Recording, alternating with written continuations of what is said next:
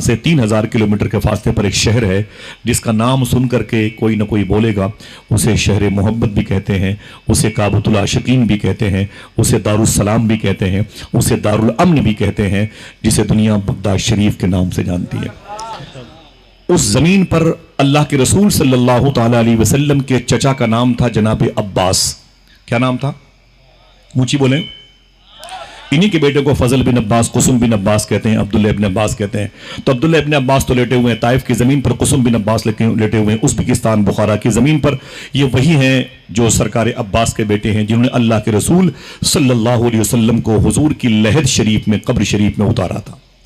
سب سے آخری دیدار مصطفیٰ، چہرے مصطفیٰ دیکھنے والی مبارک آنکھیں انہی کی تھی۔ ان کے ابو کا نام تھا جناب عباس، یہ حضور کے سگے چچا تھے، اور بعد میں اسی نام کا ایک جانباز سپاہی حضور کے خاندان میں پیدا ہوا جس کو دنیا حضرت عباس علمبردار کہتی ہے۔ حضرت عباس علمبردار۔ یہ عباس کون ہے؟ یہ کون ہے؟ وہ حضور کے چچا ہیں، اس لیے علماء ان کو ام محترم رسول اعظم، ام چچا ہوتا ہے۔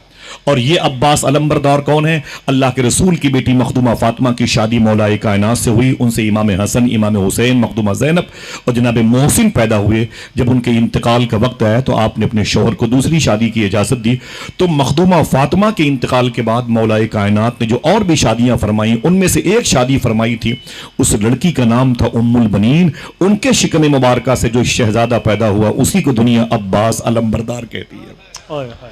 ذرا ہاتھ اٹھا کے بولے کیا کہتی ہے؟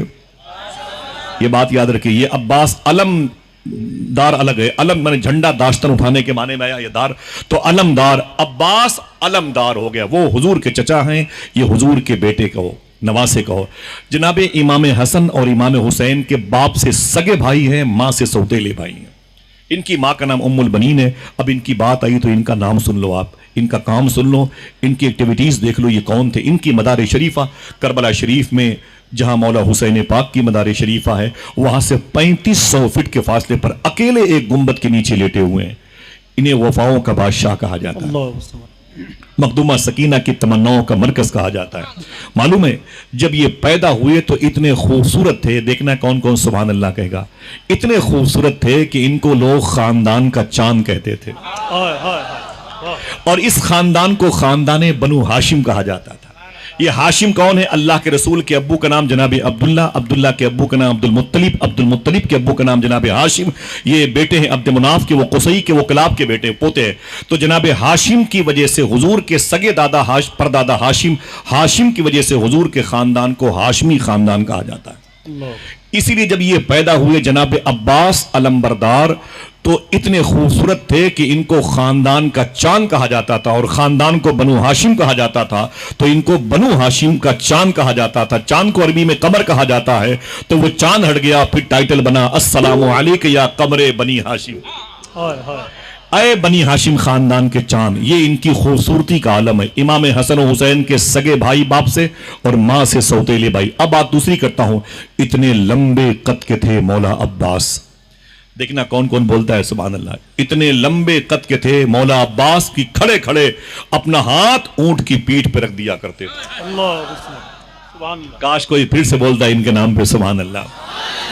اب بتاؤ ان کی طاقت کتنی تھی۔ حضور مفتی اعظم عالم نے باندرا کی جامع ایک مبارک مسجد میں جن کے پیچھے نماز مغرب ادا کی، اور بعد میں ان کے دستبوسی اور قدم بوسی فرمائی۔ سلسلے ابوالعالیہ کے عظیم شیخ سرکار نواب علی شاہ رضی اللہ عنہ فرماتے ہیں کہ اتنی طاقت تھی مولا عباس کے پاس، سنیے گا، اتنی طاقت تھی مولا عباس کے پاس کہ کھڑے کھڑے اپنے پیر کے انگوٹھے سے پتھر پہ اپنے دشمنوں کا نام لکھ دیا کرتے تھے۔ یہ سرکار عباس علمبردار ہیں، ان کو مولا حسین پاک نے علم جھنڈا دیا تھا، اس لیے علمدار کہلائے۔ پھر وہ کہنے لگے سرکار نواب علی شاہ۔ واقعی کربلا کے بعد نعمان بن بشیر کوتوال کی سرپرستی میں جب مخدومہ زینب و سکینہ واپس آ کے مدینہ کربلا ہو کے آ رہی تھی تو کربلا کے ان شہیدوں کی مزارات کی زیارت کا بھی شرف حاصل ہوا۔ تو ایک چھوٹی سی قبر دیکھی تھی مخدومہ سکینہ نے، اور آپ نے کہا تھا کہ بابا جان یہ قبر کس کی ہے؟ امام زین العابدین سے۔ یہ قبر چھوٹی سی کیا میرے بھیا علی اصغر کی ہے؟ تو جناب حضرت امام زین العابدین نے لوگوں سے پوچھا تھا کہ یہ قبر کس کی ہے، کیا یہ علی اصغر کی ہے جو چھوٹی سی قبر ہے؟ تو لوگوں نے کہا نا نا نا نا نا. کہا پھر کہا یہ قبر جناب عباس علمبردار کی ہے. آپ چیخ پڑی، کہا میرے آقا تو لمبے قد کے تھے، سرو قد جیسے پرسنالٹی والے تھے، اتنی طاقت تھی کہ 4000 لوگوں نے نہر القمہ نہر فرات کو گھیر رکھا تھا، اور جناب عباس کے کہنے پر پانی ان کے خیمے میں نہ جانے پائے، اس لیے وہاں پر کھڑی تھی وہ فوج. لیکن جب مولا عباس اندر گئے، جب اندر گئے نہر القمہ کے پاس، آفاق بھائی نے بھی دیکھا ہے اور حافظ سلمان صاحب نے برابر دیکھا ہے، یہ سب وہ لوگ ہیں جو بار بار کربلا گئے، نجف گئے، بغداد گئے، اور انشاءاللہ ہاتھوں کو اٹھا کے بولو آپ بھی چلو گے؟ نہیں انشاءاللہ چلیں گے نا حضور غوث پاک کی بارگاہ میں، دل سے بولے انشاءاللہ.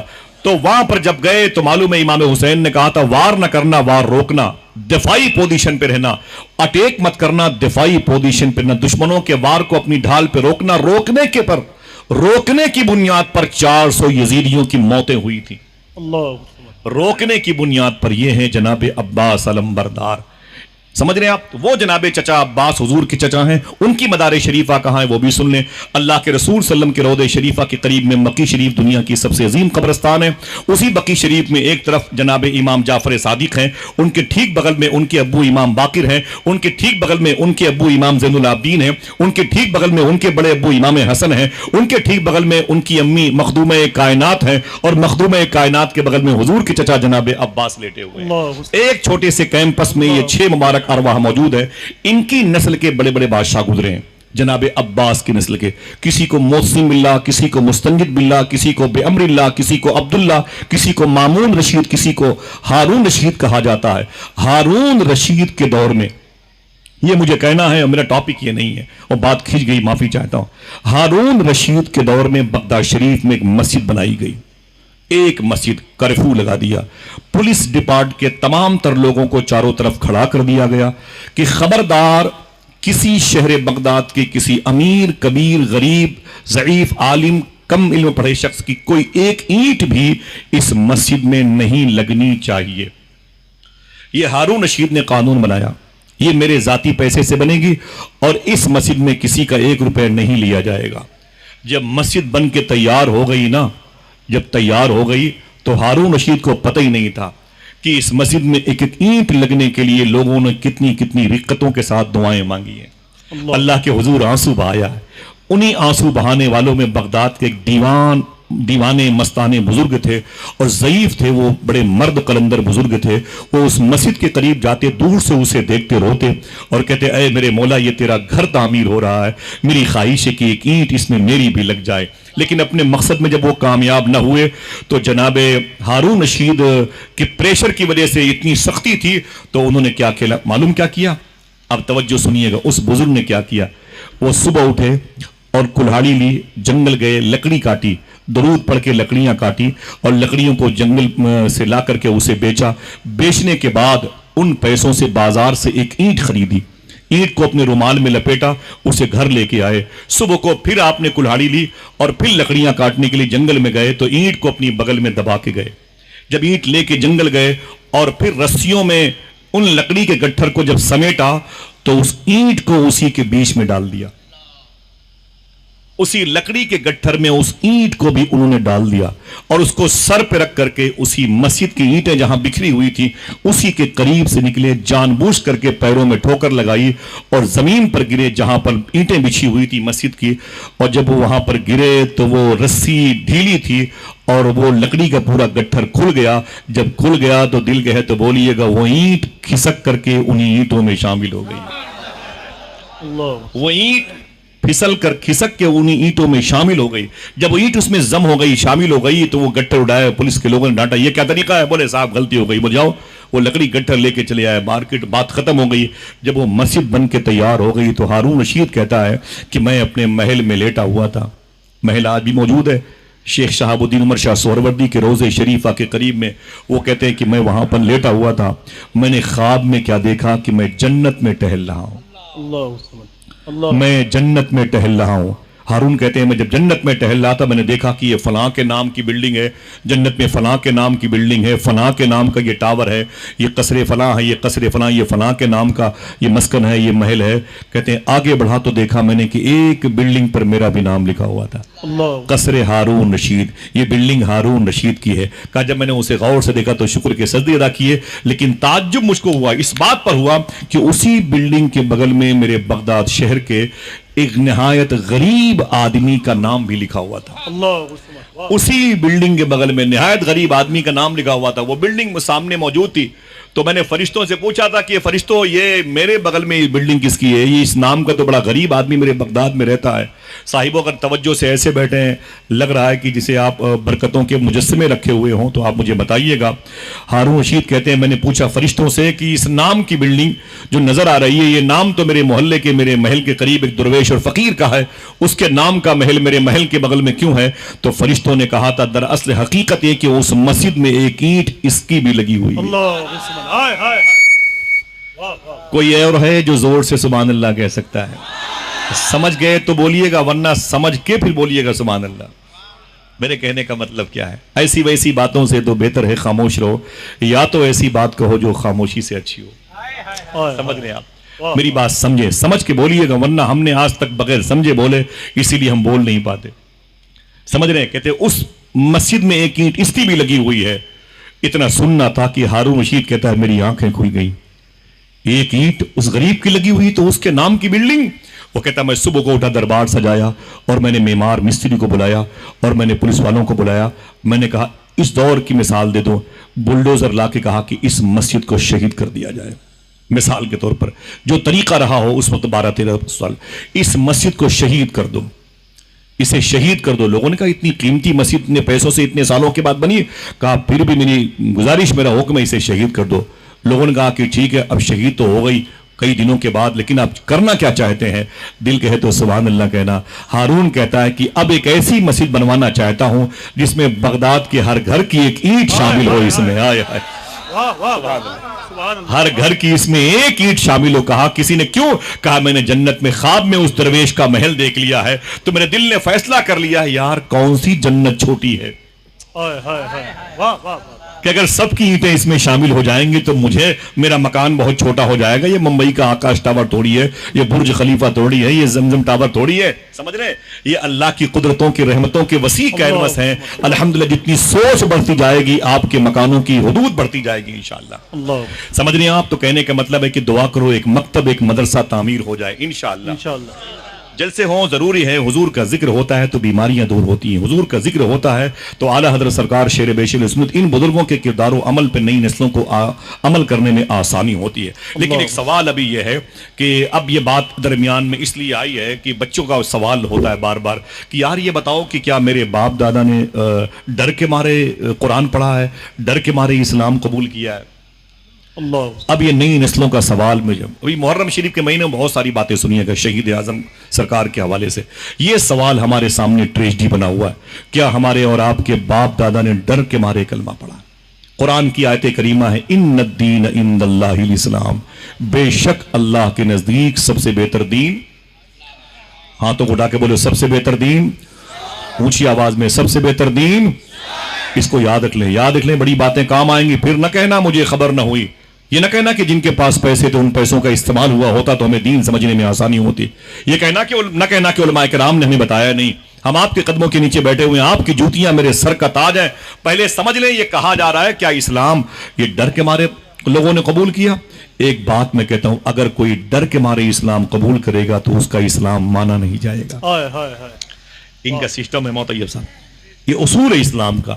پھر اسلام کس کا مانا جائے گا؟ اقرارم باللسان و تصدیقم بالقلب، جو زبان سے بھی اقرار کرے اور دل سے تصدیق کرے اسی کا اسلام مانا جاتا ہے۔ ذرا پھر سے بولو سب سے بہتر دین دین اسلام، ہاتھ اٹھا کے بولو سب سے بہتر دین دین اسلام۔ بڑے بڑے لوگ اس پر باتیں کر رہے ہیں، ڈیبیٹ ہو رہی ہے آج کل اسکرین پر دیکھیں آپ ٹی وی وغیرہ پر، تو بڑے بڑے پڑھے لکھے لوگ ہندوستان کے پروفیسر، ہندوستان کے ڈاکٹر لگے ہوئے ہیں اور یہ تحقیق میں لگے ہوئے ہیں کیا واقعی یار اسلام ایسے ہی ڈر کے مارے پھیلایا گیا؟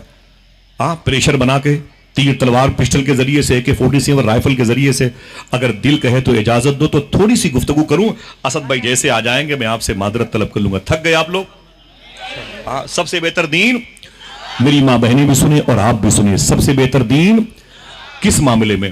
وہ جو گوشت کھاتے ہیں اس معاملے میں، جو برانڈڈ جوتے چپل استعمال کرتے ہیں اس معاملے میں، راتوں کو دن کو جہاں چاہیں آپ رہتے ہیں اور اپنے پاسپورٹ سے جس ملک میں چاہیں انٹری کرتے ہیں پرول ویزا منگا کر کے، کس معاملے میں؟ نا اسلام خیر خواہی کا مذہب ہے. اسلام یہ احسن طریقے سے یتیم نوازی کا نام ہے، اسلام غریب نوازی کا نام ہے، اسلام مسکین نوازی کا نام ہے. اسلام یہ نہیں کہتا کہ خود کما کے کھا لو، اسلام یہ کہتا ہے کہ اگر پیسے ہیں تو کھلا کے کھاؤ گے تو زیادہ ثواب ملے گا. سمجھ رہے ہیں آپ؟ اسلام یہ کہتا ہے کہ ایسا نہیں کہ آپ کے پاس پیپسی اسپرائٹ تھمس اپ مازا ہے، آپ کے پاس اگر پیسے ہیں تو پلا کے پیو گے تو زیادہ ثواب ملے گا. آپ کے پاس برانڈڈ جوتے چپل یہ کپڑے یہ ٹی شرٹ ہیں، اسلام کہتا ہے کہ اگر آپ نے کسی کو پہنا کے پہنا تو زیادہ ثواب ملے گا. سمجھ رہے ہیں؟ اسی ٹاپک پر تھوڑی سی گفتگو ہے، اگر سنے تو ٹھیک ہے، ورنہ آپ کو آپ کا شہر مبارک ہو. بہت بڑی کائنات ہے اور 30-32 سال کے بعد تو میں پہلی مرتبہ آیا ہوں. اب اگر 30-32 سال کے بعد آؤں گا تو صرف میری خبر آئے گی، میں تو نہیں رہوں گا. سمجھ رہے ہیں آپ؟ سیدھی سی بات ہے. ایسا نہیں کہ بچوں پر بوجھ ہوتا ہوں تو چلا آتا ہوں. ہم سے محبت کرنے والے روتے ہی رہ جائیں گے، ہم جو کسی دن سوئے تو پھر سوتے ہی رہ جائیں گے. سمجھ رہے ہیں؟ جلسوں میں بہت ساری باتیں ہوں گی، ہنگامہ ہوگا، سب کچھ ہوگا، لیکن شاید کوئی اتنے خاموشی کے ساتھ ثقیل الفاظ و تراکیب سے اجتناب کر کے کوئی ایسی سیدھی گفتگو کرنے والے لوگ کم ملے آپ سے. میں معافی چاہتا ہوں، آپ سے معافی چاہتا ہوں. سن لیں، اور بچوں سے گزارش کرتا ہوں، بزرگوں سے گزارش کرتا ہوں، سن لیں، یہ بھاگنے کا وقت نہیں. کیا اسلام اتنا ڈراؤنا مذہب ہے؟ کیا اسلام اتنا پریشر والا مذہب ہے کہ اپنے پڑوس والوں پہ دباؤ ڈالتا ہے کہ تم کلمہ پڑھ لو؟ نا. اگر کوئی کسی پر دباؤ ڈالتا ہے تو نہ اس کا مطلب ہے کہ اس نے اسلام سمجھا ہے، نہ جس نے دباؤ میں اسلام قبول کیا ہے اس نے اسلام سمجھا. آئیے ایک تھوڑی سی بات کرتا ہوں، لوگ کیسے کلمہ پڑھتے تھے، کیسے کلمہ پڑھتے تھے. آج اسی ہندوستان میں دلت طبقے کے لوگوں کو جوتوں کی نوک پہ رکھا جاتا ہے. معافی چاہتا ہوں. اقلیتی طبقے کے لوگوں کی حیثیت کیا ہندوستان میں؟ آج سے 900 سال پہلے اسی ملک غریب نواز میں جب خواجہ غریب نواز کھانا کھانے کے لیے بیٹھتے تھے تو دلت طبقے کے لوگ سامنے کھڑے ہوتے تھے. خواجہ صاحب کہتے کہ آئیے کھانا کھائیے، تو وہ کہتے تھے بابا ہم تو آپ کے درشن کے لیے آئے ہوئے ہیں، ہم تو آپ کو دیکھنے کے لیے آئے ہوئے ہیں، اور ہم دلت طبقے کے لوگ ہمیں چمار اور پاسی کہتے ہیں. حالانکہ میں اس لفظ سے اجتناب کرتا ہوں، میرا مزاج نہیں ہے کسی کے دل کو تکلیف کسی نام سے ہو.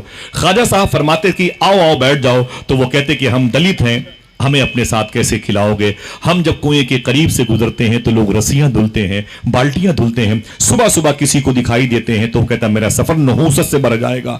لوگ مجھے دیکھنا نہیں چاہتے، مجھ سے ملنا نہیں چاہتے. تو خواجہ صاحب کھڑے ہو جاتے تھے، ان دلت طبقے کے لوگوں کا ہاتھ پکڑ کر کے اپنے ساتھ اپنی پلیٹ میں بٹھا کے کھلاتے تھے. دل کہے تو بولنا، وہ ڈرتے، بولے خواجہ صاحب آپ مجھے اپنے ساتھ کھانا کھلا رہے ہیں. تو غریب نواز سرکار فرماتے تھے بات یہ ہے جس خدا نے مجھے پیدا کیا اسی خدا نے تمہیں پیدا کیا ہے. سمجھ رہے ہیں میری بات؟ نعرہ تکبیر، بہت بہت شکریہ. نعرہ رسالت، سمجھو امام حسین. اسے بھولنا نہیں، اسے بھولنا نہیں. جس خدا نے ہمیں پیدا کیا اسی خدا نے تمہیں پیدا کیا. آج برادری بات چلتا ہے. آج تو بھائی ٹھیک ہے دشمنی کرنے کا حکم ہے، لیکن کس سے؟ میرے امام نے کہا دشمن احمد پہ شدت کیجئے. بھائی آپ لوگ بیٹھے رہیے گا. میں گزارش کرتا ہوں اپنے جماعت کے علماء سے کہ کھڑے ہو جائیں.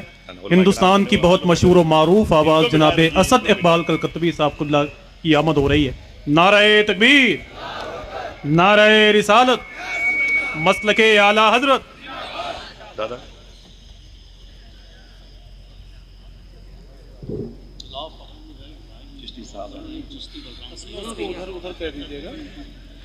مولانا طیب صاحب، دادا اجازت ہے؟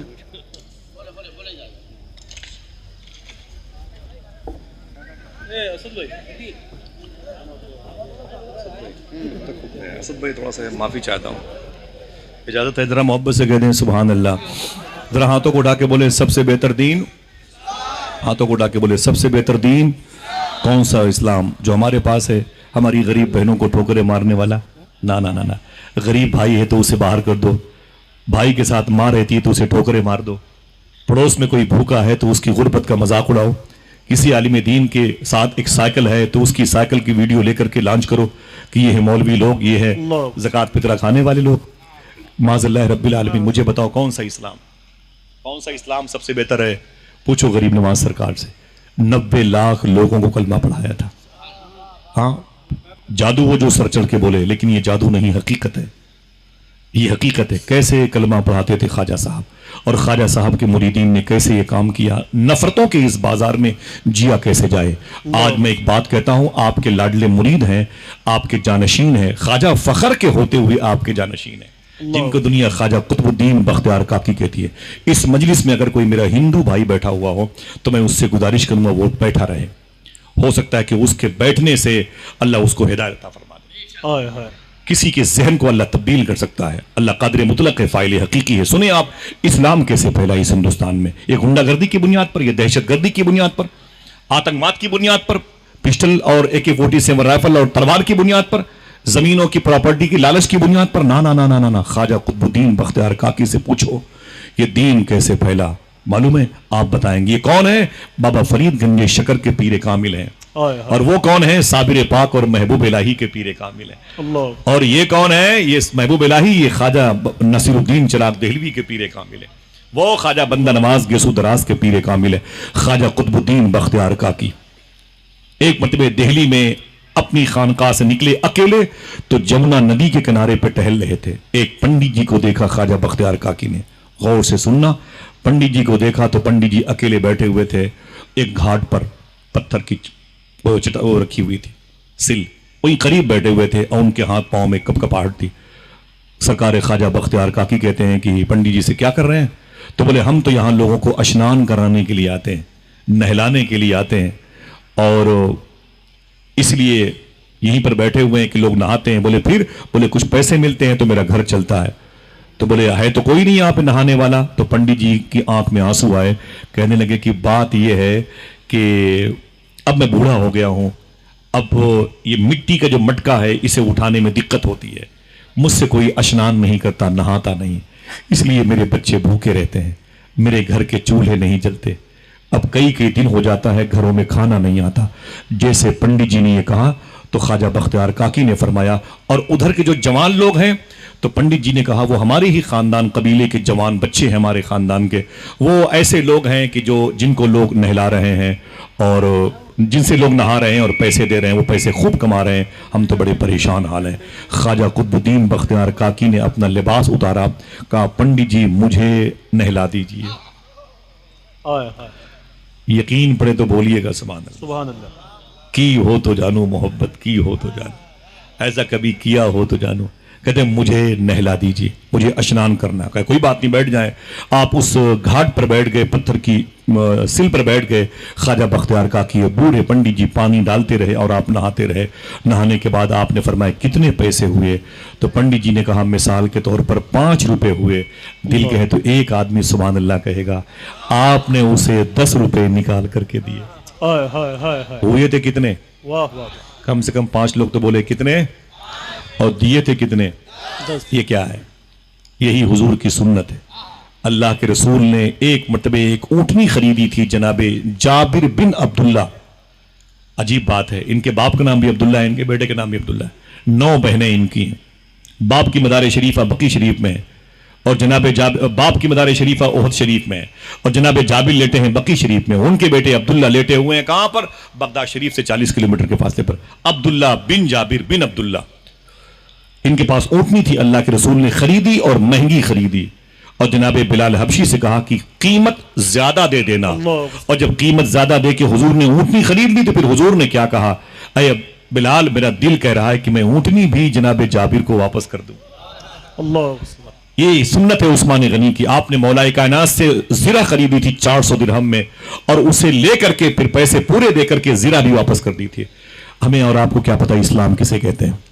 एक लौकी बेचने वाला इंसान जिसके पास 3 लौकी होती है, वो बैठा होता है, वो जमीन पर मंडी में बैठा होता है, और उसकी आंखों में आंसू होता है। अपने सर पे बांधने वाला रुमाल वो दिन भर वो उसी मंडी में लौकी के ऊपर पहुंचता रहता है। उसकी आंखों में आंसू। पूछो क्यों? तो वो कहता है कि जब मैं घर से निकल रहा था, मेरी बच्ची 6 साल की रो रही थी। उसने कहा अब्बू, मेरे चेहरे पर मास्टर साहब ने तमाचों से उंगलियों के निशान बना रखे हैं, मेरी पीठ पर डंडों की बारिश की है। मैंने कहा क्यों? कहा मेरे पास कलम नहीं थी اور قلم نہ ہونے کی بنیاد پر, کاپی نہ ہونے کی بنیاد پر میں نے ہوم ورک نہیں کیا, اور مجھے بہت تکلیف دی میرے ماسٹر صاحب نے. باپ اپنی بچی کے چہرے پر تماچے کی نشانات دیکھ کر روتا ہے اور یہ سوچتا ہے کہ اگر ایک لوکی آج 20 روپے میں بک گئی تو آدھا کلو دال مل جائے گی یا چینی مل جائے گی, آدھا کلو چاول مل جائے گا, اور اگر یہ لوکی اتنے کی بک گئی تو میرے بچوں کے لیے مٹھائیاں مل جائیں گی, اور یہ لوکی اگر 5 روپے کی زیادہ بک گئی تو کل سے میری بیٹی مار نہیں کھائے گی, اس کے لیے کاپی اور قلم کا انتظام ہو جائے گا.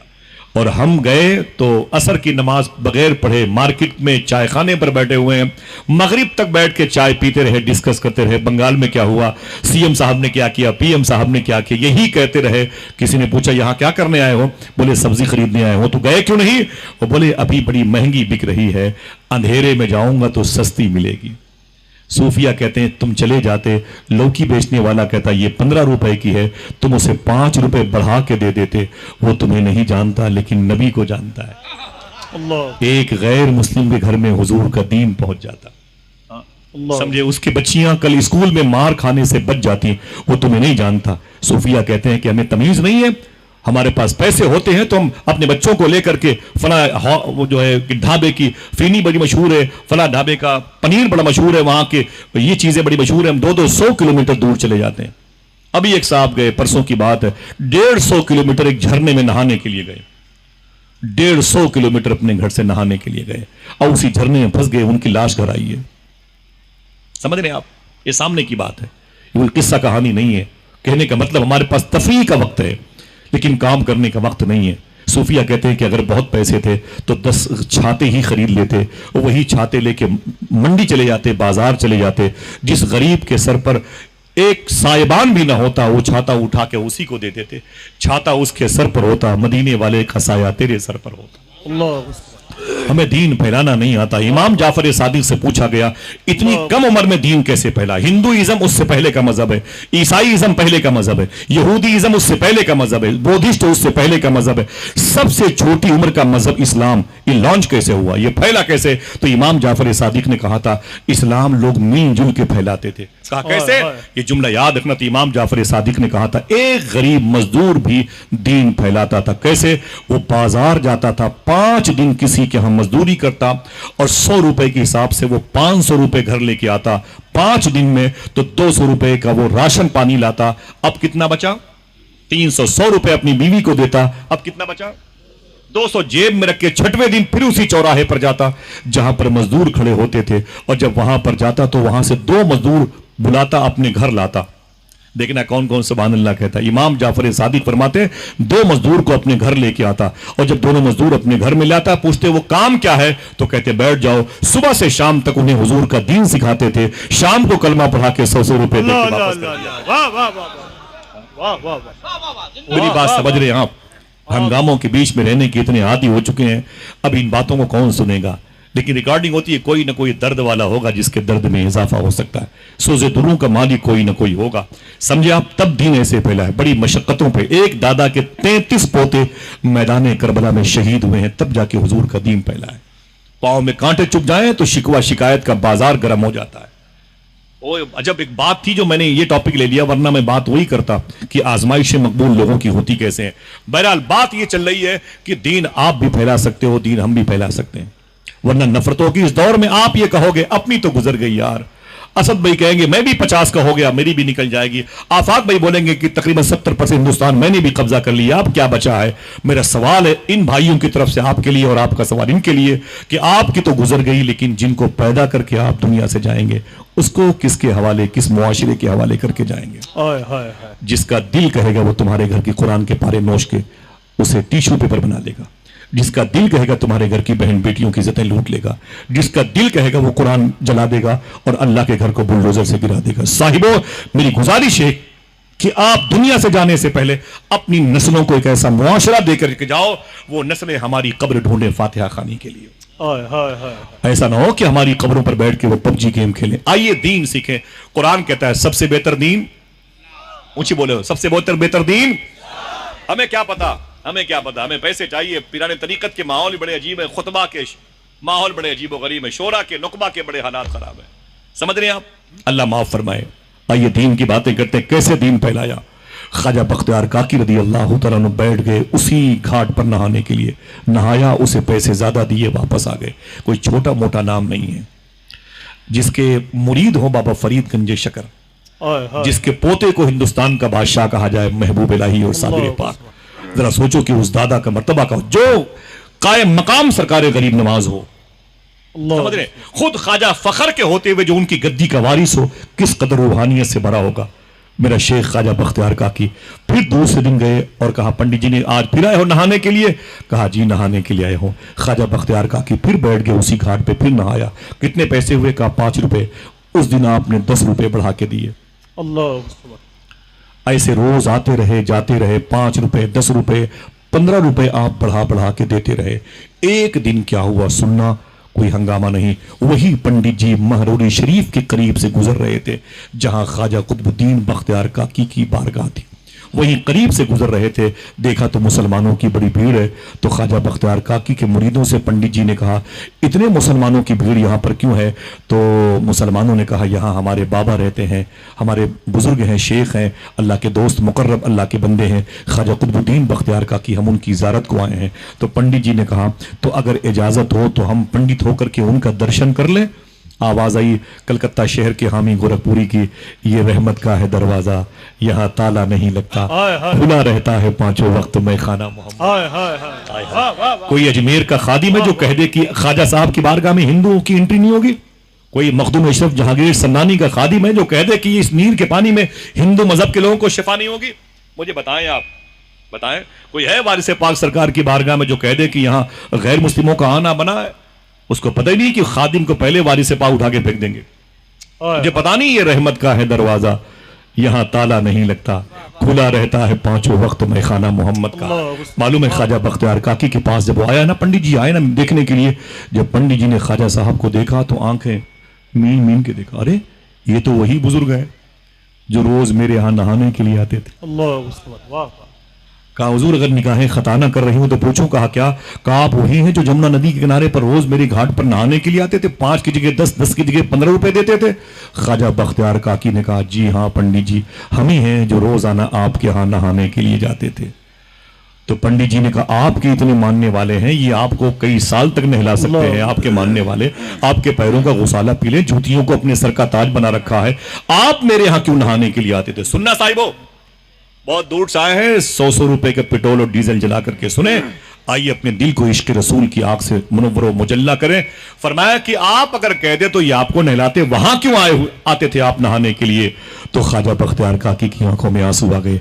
आपने फरमाया था कि बात यह है कि पंडित जी, पहली मुलाकात में आपने कहा था बुढ़ापे की वजह से अब मुझसे कोई नहाता ही नहीं, ना नहाने की वजह से मेरे घर के चूल्हे नहीं जलते, मेरे बच्चे भूखे रहते हैं, अगर दिल कहे तो बोलना।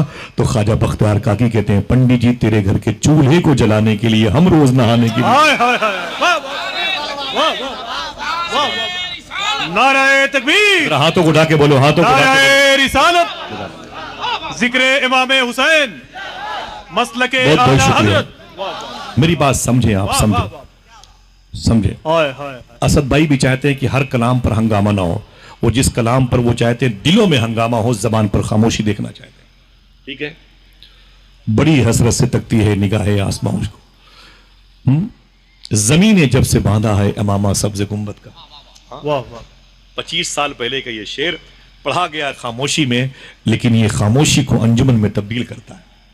तो कहने का मतलब हर बात पर हंगामा नहीं, लेकिन जो बातें आपकी समझ में आए आप मुझे बताएं कि आप समझ रहे हैं। बोले क्या कहा था? तेरे घर के चूल्हे को जलाने के लिए मैं अपना हुलिया बदल के तेरे यहां नहाने जाता था। जो पीछे बैठे हैं, जो आगे, इन दोनों की आवाजें मिल करके एक दूसरे से मुलाकात करें। पंडित जी ने क्या कहा? क्या कहने? ख्वाजा बख्तियार काकी ने फरमाया, मैं तेरे घर के चूल्हे को जलाने के लिए रोज होलिया बदल के जाता था। तो पंडित जी ने क्या कहा? अब समझ में आया, नहा आप रहे थे, धुल में रहा था। نہاں آپ رہے تھے دل میں رہا تھا. حضور اب دیر نہ کیجئے, کلمہ پڑھا کے مشرف بھائی اسلام کر لیجئے. آج مجھے پتا چلا ہے جب غیر مسلموں کے دھارمک گرو کی اس قدر آپ تعظیم و تکریم بجا لاتے ہیں, یہاں تعظیم سے مراد اس کے گھر کے چولہے کو جلانے کے لیے اس کے بچوں سے محبت کرتے ہیں. اگر میں نے کلمہ پڑھ کر کے آپ کی غلامی اختیار کی تو آپ مجھ سے کس قدر محبت کریں گے. ہائے ہائے, جب غیروں سے اتنا پیار ہے تو آپ کے ہو گئے تو آپ کے دل میں میرے دل میں ایک دوسرے کی محبت کیسی جاگوزی ہوگی. کلمہ پڑھ کے مشرف بھائی اسلام ہوئے. آواز آئی سب سے بہتر دین دین اسلام. ذرا ہاتھ اٹھا کے بولو سب سے بہتر دین. لیکن ہم نے کیا کیا ہے, ہمیں پتا چل جائے یہ غیر ہے تو اس کو لاٹھیوں سے اسی سمندر میں گرا دے. سمجھ رہے ہیں آپ, ہم نے گوشت کھانے کو اپنا مذہب اپنا مسلک تصور کر لیا. معافی چاہتا ہوں, معافی چاہتا ہوں. سمجھے آپ, نیتا نگری کے پیچھے چلنے میں ہمارا شوق ہے, ہماری پہچان بن گئی.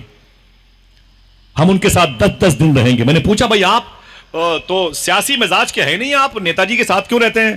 بولے بس سیلفی الفی میں تصویر آ جاتی ہے تو میری تو جے جے کار ہو جاتی ہے. میں نے کہا یہاں کب سے ہو؟ تو بولے تقریباً 10 دن سے ہوں. میں نے کہا قبلہ کدھر ہے؟ جھوٹ نہیں بولتا, معافی چاہتا. میں نے کہا قبلہ کدھر ہے نماز پڑھنے, قبلہ کدھر ہے؟ بولے یار وہ کسی اور سے پوچھ لو. میں نے کہا تم 10 دن سے ہو اور تمہیں نے کہا تھا نا لگاؤ نعرہ مسلک کا. میں نے کہا بتاؤں آپ کو کہ کیسے دین پھیلا. اعلیٰ حضرت سرکار سے پوچھو, ٹیکسی پر آپ کی سواری, آپ کے سامان, کتابیں رکھ دی گئی اور گاڑی جا رہی تھی کہاں؟ راجکوٹ, دھرول کے علاقے میں, راجکوٹ کے علاقے میں, گونڈل کے علاقے میں. اور کسی نے کہا کہ اعلیٰ حضرت سرکار سے کہ حضور کہاں جا رہے ہیں؟ کہا بڑی ضد کی ہے تو میں جا رہا ہوں ادھر گجرات کے علاقے میں دھورا کی طرف. وہ دھورا جی ہے, حضور مفتی اعظم ہند اسے دھورا کہتے تھے, اس لیے میں کہہ رہا ہوں دھورا کی طرف گونڈل ہے, گجرات کا بیلٹ ہے, وہاں مجھے جانا ہے. تو ان لوگوں میں سے ایک صاحب نے کہا کہ حضور وہاں جا رہے ہیں, وہاں بڑے بڑے سیٹھ رہتے ہیں, وہ جو کتابیں آپ نے لکھ رکھی ہیں اب چھپ جائیں گی. بڑے بڑے سیٹھوں سے آپ کا رابطہ ہو گیا, اب کتابیں چھپ جائیں گی. اعلیٰ حضرت نے فرمایا کہ میرا سامان اس ایمبیسڈر سے باہر نکالو. کہا کیوں؟ کہا مجھے اب ان کے ساتھ نہیں جانا ہے. کہا حضور کیوں؟ کہا تم نے کیا سمجھ رکھا ہے, وہ کتابیں میں نے ان کے دم پہ لکھی ہے, وہ کتابیں میں نے شیخ عبد القادر جیلانی کے دم پہ لکھ رکھی ہیں. یہ پیسے والے میرا دین پھیلائیں گے. سمجھے, ہاں دیا ہے رب نے تو اسے نیک کام میں خرچ کرو. لیکن میں اپنے زمین اور اپنے عشق کا سودا نہیں کر سکتا صاحب. لیکن ہم کیا کہا شاعر نے کہ اس حرص و حوث کی منڈی میں انمول رتن بک جاتے ہیں, ملاؤں کے سجدے بکتے ہیں, پنڈت کے بھجن بک جاتے ہیں. ہمیں کیا پتا اسلام کیا ہے, ذرا سمجھیں. ہم اپنے بزرگوں سے سیکھتے ہیں, خدا کی قسم اپنے بزرگوں سے ہم نے سیکھا اسلام کیا ہے. ذرا سمجھیں گے, یہ بات لے کے جائیے گا انشاءاللہ. سب سے بہتر دین, بولے بھائی سب سے بہتر دین دین اسلام. اسلام ہے, سب سے بہتر اسلام دین ہے. کیسے اسلام پھیلا, کیسے اسلام پھیلا؟ وہ ایک صاحب نے کہہ دیا کہ اسلام تو لوگوں نے ڈر کے مارے قبول کیا ہے. وہ بھی مجھے بھی ڈر لگتا ہے, وہ میرے بغل کے آدمی. لوگ کہتے ہیں اسلام لوگوں نے ڈر کے مارے. نہ اسلام محبت سے پھیلتا ہے. وہ ہماری غنڈہ گردی کی بنیاد پر نہیں, ہماری دہشت گردی کی بنیاد پر نہیں. نشے کی دکانوں پہ لمبی لمبی لائن لگا لو تو اسلام پھیل جائے گا. اسلام پیار کا نام ہے, اسلام اخوت کا نام ہے, اسلام بھائی چارگی کا نام ہے. پوچھو اجمیر شریف کے خواجہ غریب نواز سے, اجمیر میں اگر کوئی ہندو لڑکی جوان ہوتی تو اس کی شادی کی فکر اس کے باپ سے زیادہ غریب نواز سرکار کو رہا کرتی. بتاؤں کیسے حضور نے دین پھیلایا تھا. سنو گے, لاٹھیاں اپنے گھر پہ رکھو یار, کاش پھولوں کی باتیں ہوں کبھی, کاش کبھی نرم لہجے باتیں کرو. آقا کریم صلی اللہ علیہ وسلم نے دین کیسے پھیلایا. ہمارے بچوں کو حضور کے اخلاق کا پتہ نہیں ہے. ایک صاحب نے کہا کہ ہمیں جہنم کی گہرائی کا علم ہے, ہمیں جنت کی کشادگی کا علم ہے, لیکن حضور کے اخلاق کا علم نہیں ہے. حضور کی مسکراہٹ کا علم نہیں ہے. حضور غریبوں سے پیار کیسے کرتے تھے, مجھے اس کا علم نہیں ہے. اللہ کے رسول پرندوں سے کیسے محبت کرتے تھے, مجھے اس کا علم نہیں ہے. اللہ, میرا امام کہتا ہے جانور بھی کریں جس کی تعظیم, پیڑ سجدے میں گرا کرتے ہیں. آج ہم حضور کے اس مبارک اوصاف حمیدہ کو بھول چکے ہیں. اللہ کے رسول نے دین کیسے پھیلایا بتا دوں. ہاتھ اٹھا کے بولے سنیں گے انشاءاللہ سب سے بہتر دین. بیٹھے بھائی, اسد بھائی بیٹھے ہوئے ہیں, اور میں تو خود ان کی نظامت کا شرف بہت ساری زندگی پا چکا ہوں, بلا سکتا ہوں ان کو مائک پر, لیکن میں چاہتا ہوں کہ یہ اسباق جو یاد کیے سنا دوں. مجھے اشارہ کر دیں کہ جرار بھائی تو میں باتیں ختم کر دوں گا انشاءاللہ, ٹھیک ہے؟ پھر کسی موقع پر ملیں گے. سن لے اللہ کے رسول دین کیسے پھیلاتے. ابو جہل کا دوست ابو جہل سے ملنے مکے آیا. کب؟ جب اللہ کے رسول مکے شریف میں تھے اور شروع میں اسلام کا دور تھا. ابو جہل کا دوست آیا تو ابو جہل نے کہا تم یہاں کیسے آ گئے؟ اس نے کہا مجھے مسلمانوں کے نبی سے ملنا ہے. وہ عیسائی ازم کا تھا, یعنی غیر مسلم تھا. تو ابو جہل نے کہا کہ مسلمانوں کے نبی سے تم مل کے کیا کرو گے؟ تو اس نے کہا میں نے سنا ہے کہ کوئی نیا مذہب وہ لانچ کر رہے ہیں، مجھے اس ٹاپک پر ان سے بات کرنی ہے اور انہیں سمجھانا ہے۔ دل کہے تو بولنا سبحان اللہ۔ ابو جہل نے کہا بڑے بڑے سمجھانے والے اس محمد کے تلوے چاٹ رہے ہیں، ہاں تجھے پتا نہیں کہ وہ کہے گا بریلی کا امام تیرے آگے یوں ہیں دبے لجے اللہ فصحا عرب کے بڑے بڑے، کہا تو حضور کو سمجھائے گا؟ ابو جہل کے دوست نے کہا ہاں مجھے محمد سے باتیں کرنی ہے۔ ابو جہل نے کہا نہیں کر سکتے۔ کہا کیوں؟ کہا اس لیے کہ جو اس سے باتیں کرتا ہے پھر کسی سے باتیں نہیں کرتا۔ کہا مجھے مل کے جانا ہے۔ کہا نہیں ملنے دیں۔ کہا کیوں؟ کہا جو اس سے ملتا ہے پھر دل بھی اسی کو دے دیتا ہے۔ وہ یہ کہتا ہے کہ دل بھی اسی کے پاس ہے، سانسیں اسی کے پاس، دیکھا اسے تو رہ گئی آنکھیں اسی کے پاس۔ جس نے حضور کو دیکھا پھر کسی کو نہ دیکھا۔ کہا تجھے نہیں ملنے دیں گے۔ اس نے کہا مجھے اس محمد سے ملنا ہے۔ ابو جہل نے کہا نہیں ملنے دیں گے۔ بات بڑھ گئی تو وہ خاموش ہو گیا۔ ابو جہل اپنے قبیل کا بڑا ہی دبنگ قسم کا انسان تھا، اس کے پریشر میں آ گیا اس کا دوست۔ کہا پھر میرے لیے کیا حکم ہے؟ کہا واپس چلے جاؤ۔ تو اس نے کیا کہا؟ واپس چلے جائیں تو کیا کعبہ شریف بھی نہ دیکھیں؟ تو ابو جہل کے دوست نے کہا کعبہ شریف بھی نہ دیکھیں؟ تو ابو جہل نے کہا کعبہ دیکھ سکتے ہو دو شرطوں کے ساتھ۔ کتنی؟ دو شرطیں۔ جو تھکے ہیں وہ بولے دو شرطوں کے ساتھ کعبہ۔ کہا کیا کیا شرطیں ہیں؟ کہا کہ ایک شرط یہ ہے کہ اپنی نظریں جھکا کے کعبے کے آنگن میں جانا، دوسری شرط یہ ہے کہ اپنے کانوں میں روئی ڈال لینا، روئی ٹھونس لینا، تب تم کعبے کے آنگن میں جانا طواف کرنے کے لیے۔ تو ابو جہل کے دوست نے کہا سر جھکا کے کیوں جائیں گے؟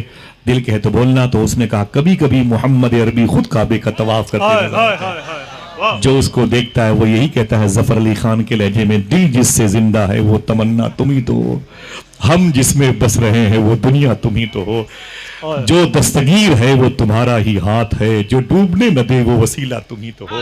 یتیموں نے جسے دیکھ کر کے کہا اے اللہ تیرا شکر ہے کہ میرا باپ نہ رہا، باپ سے بہتر سایہ مل گیا۔ بھوکے جسے دیکھ کر کہتے تھے کہ اے اللہ تیرا شکر ہے لوگوں کا شکم کھانا کھانے کے بعد بھرتا ہے، میرا شکم تو محمد عربی کے چہرے کو دیکھ کے بھر گیا۔ ایسی پرتاثیر حضور کے چہرے مبارکہ کی کرنوں کو اللہ نے ظاہر فرمایا تھا۔ اس نے کہا اور یہ کانوں میں روئی کیوں ٹھوستے ہو میری؟ تو ابو جہل کے جواب میں یہ جملے نکلے تھے، اس نے کہا کبھی کبھی وہ محمد عربی اسی کعبے کے آنگن میں قرآن پڑھتے رہتے ہیں۔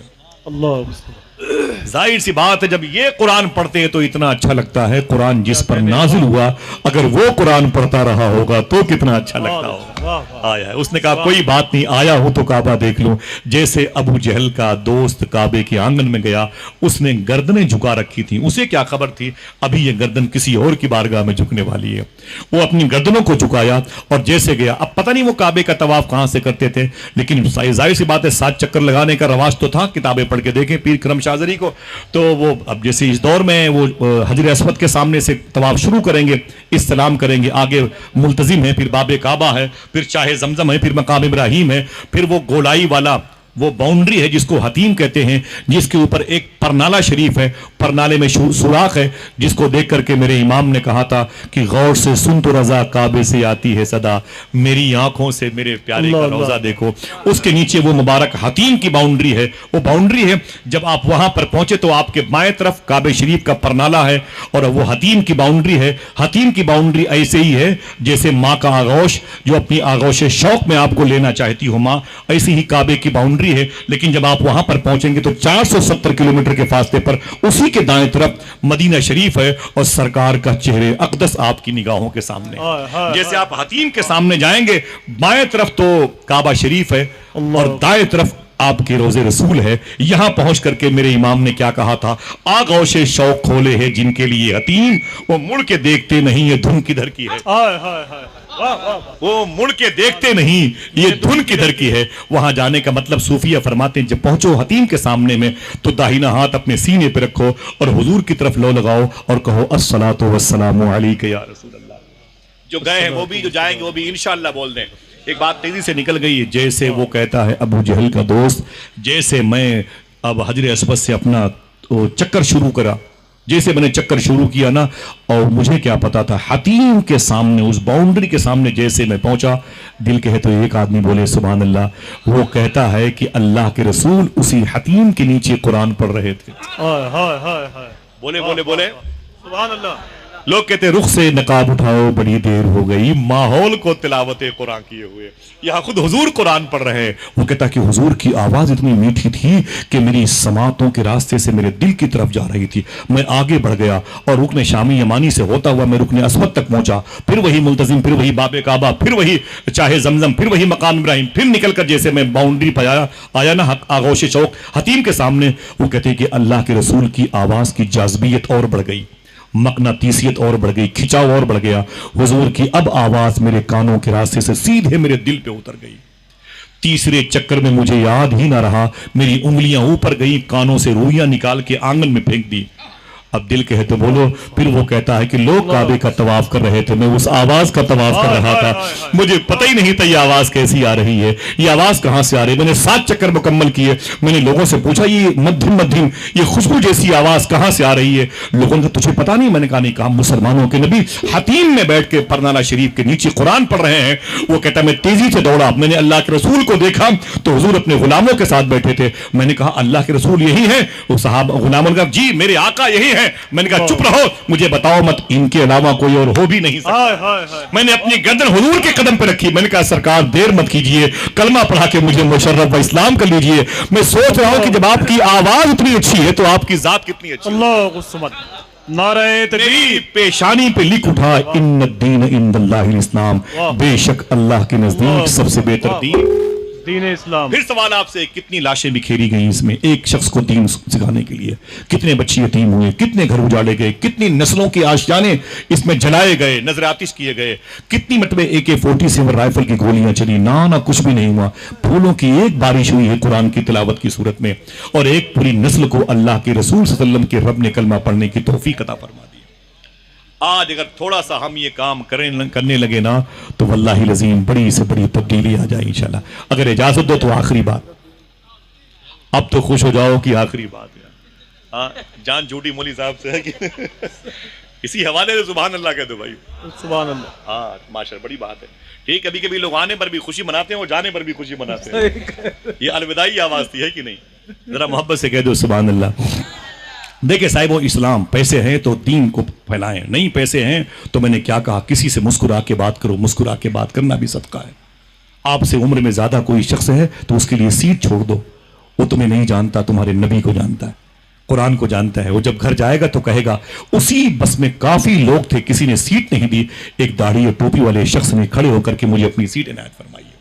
کون سی موت آ جائے گی یار 10 کلومیٹر میں، اگر کھڑے ہو کے ہم نے سفر کر لیا تو۔ پیسے ہیں تو دین پھیلاؤ، کیسے پیسوں کے سے دین پھیلتا ہے، نسلیں کیسے آراستہ ہوتی ہیں۔ آخری بات سن لیں، اور کہیں ایسا نہ ہو کہ پیسے آ جائیں زمین کی پلاٹنگ میں اور ہم اپنا پیسہ شیئر کرتے رہیں، 30 سیکنڈ کے لیے 50 لاکھ روپے جو ہم برج خلیفہ میں اپنے نام کے پرچار کے لیے دے دیں، اور آنے والے وقتوں میں یہ دولت ہماری نسلوں سے کھینچ لی جائے، کیونکہ شاعر نے کہا تھا گنگناتا جا رہا تھا ایک فقیر، دھوپ رہتی ہے نہ سایہ دیر تک۔ بس سنیں آخری بات، ذرا پھر سے بولے، سب سے بہتر دین، سب سے بہتر دین آقا کریم صلی اللہ علیہ وسلم کی بارگاہ سے یہ اصول، یہ ضابطہ، یہ آئین، یہ آرٹیکل، یہ قانونی انسائیکلوپیڈیا ہمارے اجداد و امجاد کے حصے میں آیا تھا۔ وہ کیسے؟ یہ زمین ہے مدینہ شریف کی، میری ماں بہنیں بیٹھی وہ بھی سنیں، کیونکہ ساری ذمہ داریاں گھر کے نظام کو سنبھالنے کے لیے ان کے آسمان کے انڈر میں ہوتی ہے۔ اگر تھوڑی سی محنت کرے تو آس پاس حضور کا دین پھیل جائے، آس پاس اللہ کے رسول کے کریکٹر کی خوشبو آنے لگے۔ ایک بزرگ ہیں مدینہ شریف میں، ان کا نام ہے شیخ عبد الرحمن۔ سب سے بہتر دین، بولے بولے بولے، آواز آپ کی آئے گی تو مجھے لگے کہ میں اپنی آواز پہنچا دوں۔ اب جو مدینہ بزرگ ہیں ان کا نام ہے عبد الرحمن۔ کیا نام ہے؟ شیخ، ذرا ہاتھ اٹھا کے بولو یاد، آواز میری پہنچ رہی ہے؟ یہ نام یاد رہے، کل کسی چائے خانے پر جانا تو اس نام کو نشر کرنے کے لیے، لانچ کرنے کے لیے جانا۔ صوفیہ کہتے ہیں ہمیشہ چائے پینے کے لیے ہم چائے خانے جاتے ہیں، کبھی چائے پلانے کے لیے بھی ہم کو چائے خانہ جانا چاہیے۔ کسی غریب رکشہ والے کو چائے پلا دو، کسی بگی پر بیٹھنے والے کو چائے پلا دو۔ آپ 200 روپے کا پانی کا پاؤچ، پیپسی، اسپرائٹ، تھمس اپ، مازا لے کے شہر کے چوراہے پر کھڑے ہو جاؤ، تمہارے چہرے پر داڑیاں، تمہارے سروں پہ ٹوپیاں ہیں، کسی بھی غریب شخص کو دیکھو اگر وہ پریشان، جو تمہیں پالش کر رہا ہے، تم اسے ٹھنڈا پانی دے دو۔ خدا کی قسم تمہارے پیسوں سے جو پانی اس کے بدن میں جائے گا اس کے دل کو بھی اللہ نرم کر دے گا انشاءاللہ۔ یہ سختیاں اسی وجہ سے ہیں کہ ہمارے دسترخوان سے ان کا تعلق ظاہری ختم ہو گیا. شیخ عبد الرحمان مدینہ شریف میں ہیں, بیوی کے پیٹ میں ان کی محبت کی ایک نشانی ہے, ایک بچہ ان کی بیوی کے پیٹ میں. شیخ عبد الرحمان اپنی بیوی کے پاس آئے, بولے اے میری بیگم, میں بزنس کے لیے مدینہ شریف سے باہر جا رہا ہوں, تیرے پیٹ میں میری محبت کی نشانی ہے, ایک گزارش ہے کہ یہ 30,000 روپے ہے, اسے رکھ لے. کتنے پیسے؟ 30,000. دیکھیں بھائی جان, کتنے؟ 30,000 روپے اسے رکھ لے, 30,000 روپے اسے رکھ لے. تو بیوی نے کہا ٹھیک ہے 30,000 روپے میں نے رکھ لی, کیا کرنا ہے؟ تو شیخ عبد الرحمان نے کہا یہ گھر بہت پرانا ہو گیا, میں نہ رہوں, اگر یہ گرنے کی پوزیشن پہ آئے تو اسے بنوا لینا اسی پیسے سے, ڈیلیوری پوزیشن ہو تو ضرورت ہو اطباء کہیں تو ان پیسوں کا استعمال کر لینا, اگر نرم آسانی سے ڈیلیوری ہو جائے, زچہ اور بچہ دونوں سلامت ہوں تو پیسے کو سنبھال کے رکھنا, ٹھیک. اور اگر یہ گھر بوسیدہ ہے نہ گرے تو پیسوں کو بچا کے رکھنا, آؤں گا تو پائی پائی کا حساب لوں گا. پیسے کتنے تھے؟ 30,000 روپے. شیخ عبد الرحمان کہتے ہیں میں چلا گیا, حضور کی بارگاہ میں اجازت مانگی اور میں مدینہ شریف سے میں باہر نکل گیا. رخصتی جب ہوئی مدینے سے, میں نے مڑ مڑ کے راستہ دیکھا. وہ کہتے ہیں میں چلا گیا اور 2 سال 5 سال کے بعد مجھے واپس آنا تھا, میں نہیں آ پایا. وہ کہتے ہیں میں نہیں آ پایا اور پھر میں اپنے کاروباری دلدل میں غرق ہوتا رہا, یہاں تک کہ تقریباً 20 سال کے بعد میں مدینے پلٹا. کتنے؟ 20 سال کے بعد. کہاں بچے جوان ہو گئے, جوان بوڑھے ہو گئے, بوڑھے قبرستان میں تھے, قبرستان کی مٹی ختم ہو گئی تھی, گلیاں وہ بھی تبدیل ہو گئی تھی, مکانات پکے ہو گئے تھے, دل لوگوں کے مبارک نئی نسلوں کے چہرے چمکتے تھے. شیخ عبد الرحمان کہتے ہیں 20 سال کے بعد حضور کا شہر دیکھا تھا, دلوں میں ایک عجیب سا درد ہوا, سیدھے روتا ہوا اللہ کے رسول کی بارگاہ میں, سرکار کی مدار شریفہ کے قریب بیٹھ کے بہت رویا. میں نے کہا سرکار مجھے معاف کریں, زندگی چھوٹی سی زندگی میں میری 20 سال کی مبارک کمائی کی جو راتیں صبح تھی وہ میں نے برباد کر دی, آپ سے دور رہ کر کے میں نے زندگی گزاری ہے, سرکار مجھے معاف کرے, میں آپ کو بہت یاد کرتا تھا لیکن کاروباری زندگی کی مصروفیت میں آپ سے دور رہا, سرکار مجھے معاف کر دیں. اور یہ کہہ کے روتے رہے, جیسے رو کر کے حضور کے قدم شریف سے باب فاطمہ سے باہر نکلے اور جیسے آگے جا کے باب النساء باب جبریل سے مڑ گئے اور مڑ کر کے جیسے دیکھا نا اصحاب صفہ کا چبوترا جو 900 سال پہلے نور الدین زنگی نے بنوایا تھا, جب وہاں پر جا کے کھڑے ہوئے تو کیا دیکھا, حضور کی مسجد عاشقان رسول سے کھچا کھچ بھری ہوئی ہے. حضور کی مسجد میں لوگ بیٹھے ہوئے ہیں, آدمی پہ آدمی چڑھے ہوئے ہیں, اس قدر بھیڑ ہے اللہ کے رسول کی مسجد میں. جب میں نے جھانک کر کے غور سے دیکھا تو میں نے کیا دیکھا, منبر رسول پر حضور کا ایک عاشق 20 سال کا, اللہ کے رسول کے منبر پہ حضور کا ایک عاشق, حضور کے عاشقوں کے سامنے, حضور کے شہر میں, حضور کے دربار شریف کے قریب میں کھڑے ہو کے حضور کی باتیں بتا رہا ہے, حضور کی حدیث شریف پڑھا رہا ہے, حضور کے لبھائے نور سے نکلنے والے الفاظ و تراکیب کو ظاہر کر رہا ہے. اس کا انداز خطابت ایسا تھا کہ لوگ تہاڑے مار مار کے حضور کی محبت میں روتے تھے, یا محمدہ کے نعرے لگاتے تھے. عاشق جو مدینہ شریف میں بیٹھے تھے حضور کی مسجد میں, وہ یا رسول اللہ کے نعرے لگاتے تھے. اس کی تقریر اس قدر جاذب تھی, اس قدر پرتاثیر تھی, لوگ حضور کے نام پہ تڑپتے تھے اور چیختے تھے اور روتے تھے اور ماتمی کیفیت مچی تھی. شیخ عبد الرحمان کہتے میں بھی اس کی گفتگو سن رہا تھا, اچانک اس نے تقریر کو ختم کر دی. جب تقریر اس کی ختم ہو گئی تو لوگ ٹوٹ پڑے, کوئی ہاتھوں کو چومتا, کوئی پیروں کو چومتا, کوئی قدم کو چومتا, کوئی امامے کی پیش کو, کوئی پیشانی کو چومتا. لوگ اس کے قریب اکٹھا ہوئے اور اس سے پیار کرنے لگے. میں نے سوچا کہ یار اب اس سے بعد میں ملیں گے. توجہ, میں نے کہا اس مبارک خطیب سے میں بعد میں ملوں گا, پہلے حضور کی بارگاہ سے اجازت لے کر کے میں پتا کروں میرا گھر ہے کہ اجڑ گیا, میری بیوی ہے کہ مر گئی, میری نسلیں ہیں کہ وہ ختم ہو گئی, میرے قبیلے میں کوئی ہے, میری شناسائی جس سے ہو کوئی ہے کہ نہیں. کہا میں بھولی بسری یادوں کو لے کر کے اپنے گھر کی طرف گیا. جیسے دے دیں پانی, دے دیں بھائی جان, دے دیں پی لیں, گرمی کے موسم, بیٹھیں, سب لوگ کے لیے نہیں ہے, سن لیں بس, بیٹھیے بھائی, بہت بہت شکریہ. ذرا محبت سے کہنے سب سے بہتر دین اسلام, یاد رکھیے گا کون سا جس کی بات ہو رہی ہے, وہ ہمارے پاس ہے وہ نہیں ہے. ہمارے پاس کیا ملبوس خوشنما ہے مگر کھوکھلے ہیں, جس میں چھلکے سجے ہوئے ہیں پھلوں کی دکان میں. اسی کو ہم نے اسلام سمجھ لیا. یہ تصنع, یہ اداکاری, یہ بناوٹ, یہ ملمہ سازی, یہ حقیقی اسلام نہیں. پوچھو اسلام کسے کہتے ہیں تو حضور مفتی اعظم ہند کا کردار بتائے گا اسلام. حقیقت بات ہے, حضور مجاہد ملت کی انکساری بتائے گی کہ کسے اسلام کہتے ہیں. ماضی قریب کے ان بزرگوں کا نام کافی ہے سمپل کے طور پر. معلوم ہے شیخ عبد الرحمان کہتے ہیں کتنے سال کے بعد آئے تھے, اللہ سلامت رکھے, کتنے کہتے ہیں میں اپنے گھر کی طرف گیا, بھولی بسری یادوں کو سمیٹا اور ان یادوں کو جمع کر کے خواب جو دیکھا تھا اس کی تعبیر میں ڈھونڈ رہا تھا, اور گلی سے گزرا مجھے یاد آیا کہ یہی وہ گلیاں ہیں جو میرے اپنے گھر کی طرف جاتی ہیں. میں ان گلیوں سے گزرتا ہوا گیا تو ٹوٹا ہوا دروازہ مجھے آواز دے رہا تھا کہ میں ہی تیرے گھر کا باب ہوں, میں ہی تیرے گھر کا دروازہ ہوں. میں پہچان گیا اور میں نے دروازے پہ جا کے جب دستک دی تو اندر سے ایک عورت نکل کے آئی, اس کے سر کے بالوں میں سفیدی تھی. اس نے مجھ سے پوچھا, میں نے اس سے پوچھا, میں نے کہا تو کون ہے؟ اس نے کہا آپ کون ہیں؟ تو میں نے کہا میرا نام عبد الرحمان ہے. اس کی آنکھوں میں آنسو آ گئے. کہا میں آپ کی بیوی ہوں. کہا محبت نے محبت کو پہچان لیا, دل نے دل کو پہچان لیا. عورت چلی گئی سجدے شکر ادا کرنے, بہت روئی اور دوپٹے کو اٹھا کے کہا اے میرے مولا تیرا شکر ہے کہ میرا شوہر سلامت ہے, تیرا شکر ہے کہ میرا سرتاج سلامت ہے, تیرا شکر ہے کہ میرے سر کا تاج سلامت ہے. اے میرے مولا تو نے اتنا بڑا کرم کیا. میں سمجھ رہی تھی کہ میرا شوہر لٹ گیا, میرا شوہر دنیا سے الگ ہو گیا, ہم کہیں زمین پر نہیں ہے, کوئی خبر نہیں ہے. اے میرے مولا تیرا شکر ہے کہ تو نے اس گھر کی رونقوں کو زندہ رکھا ہے. اے بار الہ تیری بارگاہ میں ہدیہ تشکر پیش کرتی ہوں. شیخ عبد الرحمان کہتے ہیں میں گھر کے اندر گیا تو میری بیوی بڑی خوش تھی. اس نے مجھے وضو کے لیے پانی دیا اور میں بیٹا تازہ وضو کیا, دسترخوان لگائے, گھر میں روٹیاں بنائیں. جب میں روٹیاں کھا رہا تھا تو میں نے اپنی بیوی سے کہا کہ تیرے پیٹ میں میری محبت کی نشانی تھی. 20 سال کے بعد آیا ہوں, یہ بتا وہ نشانی کہاں ہے؟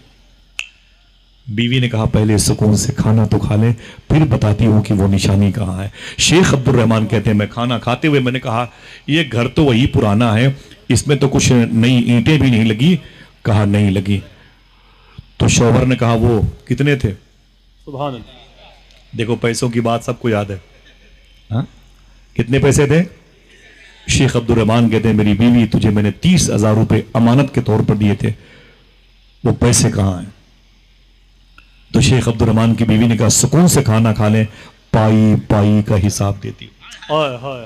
پہلے سکون سے کھانا تو کھا لیں, پائی پائی کا حساب دیتی ہوں. شیخ عبد الرحمان کہتے ہیں میں کھانا کھا ہی رہا تھا کہ اچانک میں نے کہا اے میری بیوی تجھے پتا ہے؟ بولے کیا؟ ارے میں نے کہا غضب ہو گیا حضور کی مسجد میں. بولے کیا؟ میں نے کہا حضور کی منبر پہ حضور کی باتیں, حضور کے عاشقوں کے بیچ میں ایک 20 سال کا کڑیل جوان ایسے کرتا. دور مصطفیٰ کی یاد تازہ ہو رہی تھی.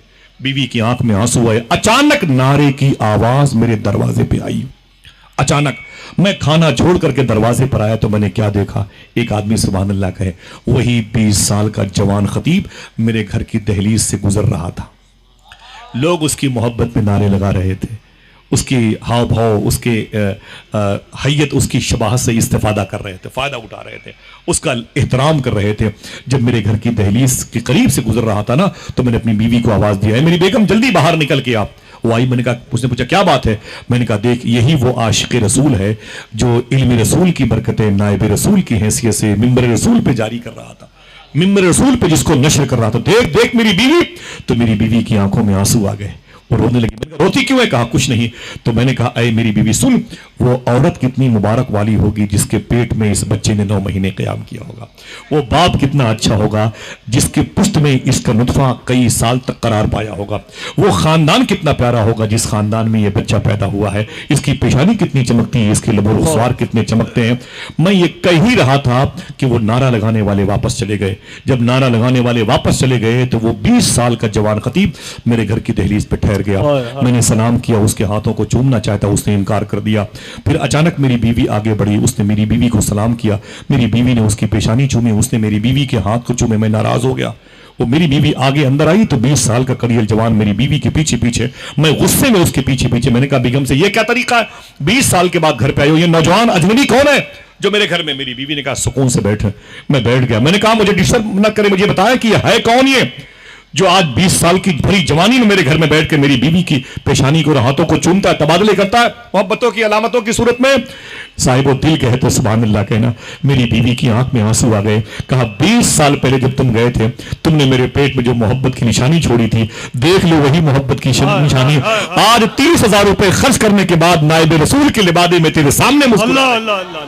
نعرہ تکبیر, نعرہ رسالت. مجھ سے پوچھتے ہو کہ وہ پیسے کیا ہو گئے؟ پائی پائی کا حساب دے. دیکھ لے میرے شوہر, وہ پائی پائی کا حساب تیرے سامنے موجود ہے. اللہ یہ وہی دوپٹے ہیں جو تو نے 20 سال پہلے مجھے دیے تھے، پھٹے ہوئے ہیں. وہی چپلیں ہیں جو میری ٹوٹی ہوئی 20 سال پہلے تھی. میں نے ان پیسوں سے اپنے ذاتی لباس کی تزئین کاری میں کوئی کہیں استعمال نہ کیا. سارے پیسے میں نے اپنے بیٹے کے دل کو علم رسول، علم علی سے مالا مال کرنے کے لیے خرچ کر دیا. اے میرے شوہر عبد الرحمن سن، آج جب میرا بیٹا حضور کے منبر پہ تقریر کرتا ہے، ایجپٹ مصر سے لوگ آتے ہیں اس کی تقریر سننے کے لیے، ترکی استنبول سے لوگ آتے ہیں میرے بیٹے کی تقریر کو سننے کے لیے، ایران شیراز سے لوگ آتے ہیں میرے بیٹے کی تقریر کو سننے کے لیے، عراق بغداد شریف سے لوگ آتے ہیں میرے بیٹے کی تقریر سننے کے لیے، شام کی راجدھانی دمشق سے لوگ آتے ہیں میرے بیٹے کی تقریر سننے کے لیے، اور یہ کہہ کے واپس جاتے ہیں. یار تعجب کی بات ہے، حضور کے منبر پہ جب شیخ ربیہ بن عبد الرحمن جب حضور کی باتیں کرتا ہے تب دل کو ایسی خوشی ہوتی ہے. اس منبر سے جب صدیق و عمر حضور کی باتیں کرتے رہے ہوں گے تب کتنی خوشی ہوا اب کس قدر پاکیزہ ماحول بنتا رہا ہوگا. اے مدینے کی ہوا تمہیں مبارک ہو، تمہارے دامن میں ایسی ایسی مائیں موجود ہیں کہ جنہیں اپنے شوہروں کی دی ہوئی نعمتوں کا اس قدر صحیح استعمال کیا کہ تقریر سننے کے بعد ہر شخص سے اعلان کر رہا ہے سب سے بہتر دین دین اسلام. واہ ہاتھوں کو اڑا کے بولو سب سے بہتر دین دین صاحب و پیسے ہیں تو اسے خرچ کرو، نہیں ہے دام درم قدم سخن سب آیا نا. کسی سے محبت سے بات کر لو، کسی کے لیے کپ چائے دے دو، کسی کے لیے گلاس پانی کا انتظام کرو. عاشقوں، اعلیٰ حضرت سرکار کے مسلک و مشرب پہ چلتے ہو. جب پوچھا گیا اعلیٰ سرکار کی بارگاہ بیٹھے ہوئے ایک شخص کے ایک بچے سے، وہ روزانہ آتا اور ٹفن میں کھانا لے کے جاتا تھا. یہ بھی تو مسلک اعلیٰ حضرت ہے، ٹفن میں کھانا لے کے جاتا تھا. ایک صاحب کہتے ہیں میں بیٹھا ہوا تھا، میں نے کہا یار یہ کیا بات ہے، یہ بچہ اتنے سالوں سے آتا ہے، اتنے مہینوں سے آتا ہے اور اعلیٰ حضرت سرکار کے یہاں ٹفن میں کھانا لے کے جاتا ہے. تو میں پوچھوں آج اس بچے سے، باہر نکل کے آئے اور کہا بیٹے رک، ذرا یہ بتا تو ہے کون اور تیرے باپ کا نام کیا ہے. جیسے اس بچے سے سوال کیا اعلیٰ حضرت سرکار باہر آ گئے. فرمایا چپ، اس بچے سے کیوں پوچھتے ہو، تو ہے کون، کہاں سے آتا ہے. کہا حضور بس یوں ہی پوچھ لیا تھا، یہ کون بچہ ہے روز کھانا مانگنے آتا ہے. اعلیٰ سرکار نے فرمایا کتنے سالوں سے آتا ہے، آج تک میں نے اس سے نہیں پوچھا تو کون ہے، تیرے باپ کا نام کیا ہے. ایک بھوکا میرے دروازے پر آتا ہے، میں نے اسے کھانا کھلانے کی ذمہ داری لے رکی ہے. میں نے آج تک یہ نہیں پوچھا تیرا کس قبیلے سے تعلق ہے، تیرا باپ کس برادری کا ہے. اے صاحبو، اس کو بھی مسلک اعلیٰ حضرت کہتے ہیں، اسی کو حقیقی دین کہتے ہیں. ایک آدمی درمیان سے کھڑے ہو کے لگائے نعرہ، میں اس کے لہجے کو لے کے نہ بھائی آپ ادھر سے درمیان سے ذرا ہاتھوں کو اڑا کے بتائیے آپ لوگ، پورا مجمع دونوں ہاتھوں کو اڑا کے جواب دے.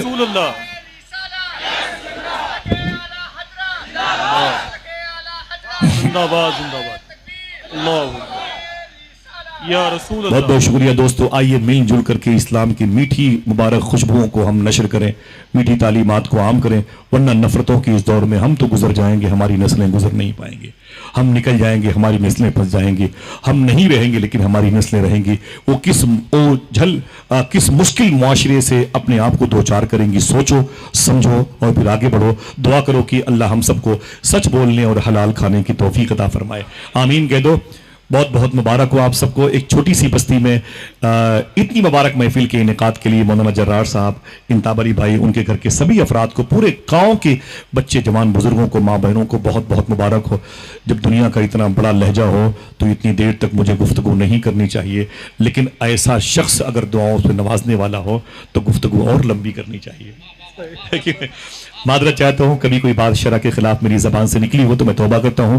اجازت دیجیے. استغفر اللہ ربی من کل ذنب واتوب الیہ. لا الہ الا اللہ محمد رسول اللہ صلی اللہ علیہ وسلم. ذرا پھر سے بولیں سب سے بہتر دین. اجازت دیں پھر ملیں گے. السلام علیکم ورحمۃ اللہ وبرکاتہ.